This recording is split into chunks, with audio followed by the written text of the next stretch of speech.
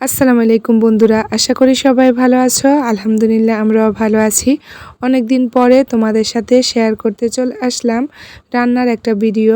বেশ কিছুদিন ধরে মেয়েরা কিন্তু বিকেলের নাস্তায় দুধ, বিস্কিট, কেক এগুলোই খাচ্ছে। তো আজকে ওরা বলল যে ওদের জন্য বিকেলের নাস্তা একটু ঝাল করে কোনো কিছু বানানোর জন্য। যেহেতু এখন একটু বেশি ব্যস্ততার মধ্যে কাটতেছে, সকালবেলা মেয়েদেরকে স্কুলে নেওয়া, ঘরের কাজ, আবার শ্বশুর বাড়িতে গিয়ে বাড়ির কাজ দেখা, সব মিলিয়ে কিন্তু একটু ব্যস্ততার মধ্যে কাটতেছে। তাই তেমন কিছুই বানানো হচ্ছে না বিকেলে কিংবা সকালের নাস্তায়। তো আজকে ভাবলাম যেহেতু ওরা বলেছে তাহলে একসাথে ওদের জন্য কিছু নাস্তা বানিয়ে নিই। কিছু আজকে খাওয়া যাবে আর কিছু ফ্রোজেন করে রাখবো।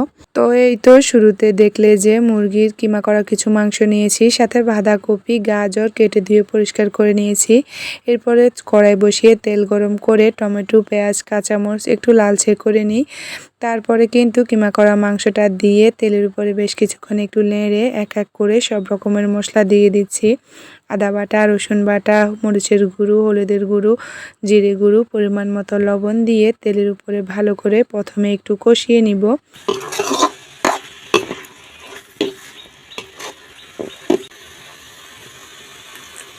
তেলের উপরে কষানো হয়ে গেলে এবার পানি দিয়ে আবার একটু ভালো করে কষিয়ে নিয়েছি। এই যে দেখো এখন কিন্তু কেটে রাখা বাঁধাকপি, গাজর সব কিছুই দিয়ে দিচ্ছি। এখানে চাইলে তোমরা আরও বেশি সবজি দিতে পারো, তবে আমার কাছে শুধু এই দুইটাই ছিল। তো এই তো এবার কিন্তু বাঁধাকপি আর গাজরকে মাংসের কিমার সাথে ভালো করে মিশিয়ে নিই। এরপরে আগুনের জালটা মাঝারিতে রেখে এভাবে কিন্তু রান্না করে নিব। এর মধ্যে এখন কিন্তু আমি 2টা আলু সিদ্ধ করে ম্যাশ করে নিয়েছি আর সেটাই দিয়ে দিলাম। এই আলু সিদ্ধটা দিলে পুরটা কিন্তু অনেক সুন্দর হয় আর একটু আটালো হয়, তাহলে পিঠাগুলো কামড় দিলে সাথে সাথে ঝরে পড়ে না। তো এই তো এদিকে আমার পুরটাও রেডি হয়ে যায়। এর মধ্যে কিন্তু আমি একটু আটাও তৈরি করে নিই। যেভাবে আমরা পরোটার আটাটা তৈরি করি ঠিক সেভাবে তেল দিয়ে আটাটা তৈরি করে নিয়েছি।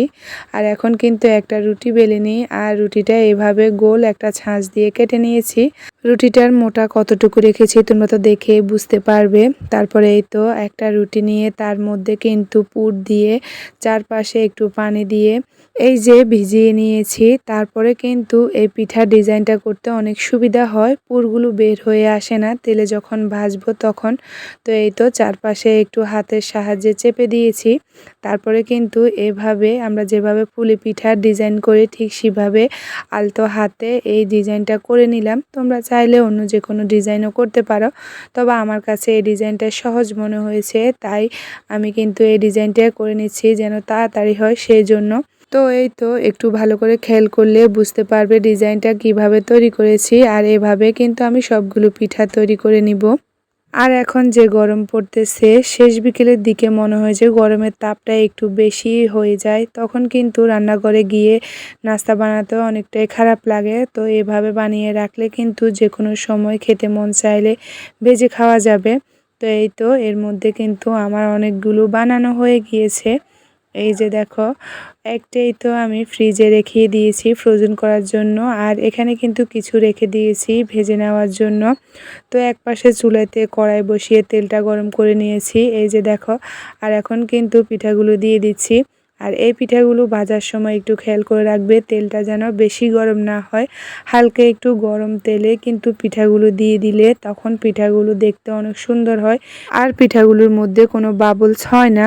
আর এই যে দেখো আমি কিন্তু উল্টে পাল্টে পিঠাগুলো আমার পছন্দ মতো একটা কালার আসা পর্যন্ত ভেজে নিচ্ছি।